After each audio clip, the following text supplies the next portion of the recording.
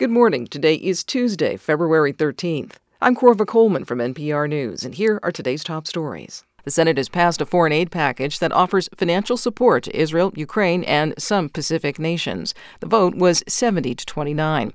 A group of Republican senators filibustered the bill all night, trying to slow it down. They're opposed to the aid package.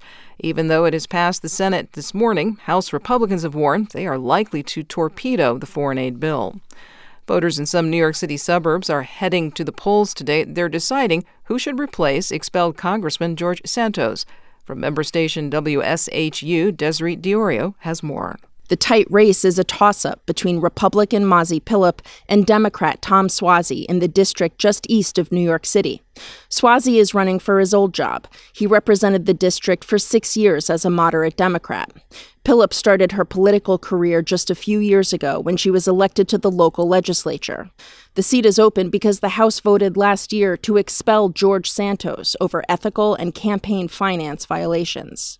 For NPR News, I'm Desiree Diorio on Long Island. Voters in New York could have a hard time getting to the polls today. There's a significant winter storm that could drop several inches of snow.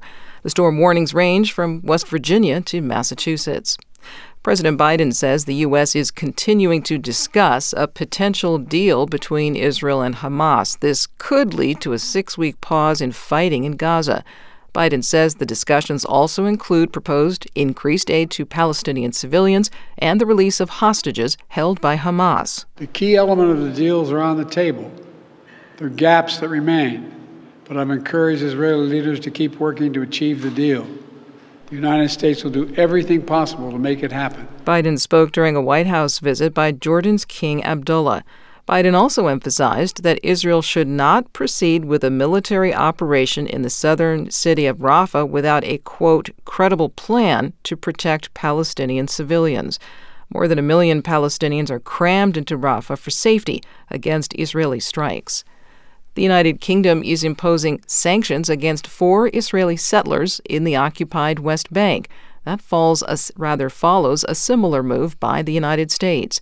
NPR's Daniel Estrin reports from Tel Aviv. The UK's Foreign Office said it was imposing an asset freeze and entry ban against 4 settlers accused of attacking Palestinian shepherding communities or families picnicking in the West Bank. The UK announcement said Israel had not followed through on commitments to stop settler violence. One of the sanctioned settlers called the move anti-Semitic. His brother was killed in action as a soldier in Gaza.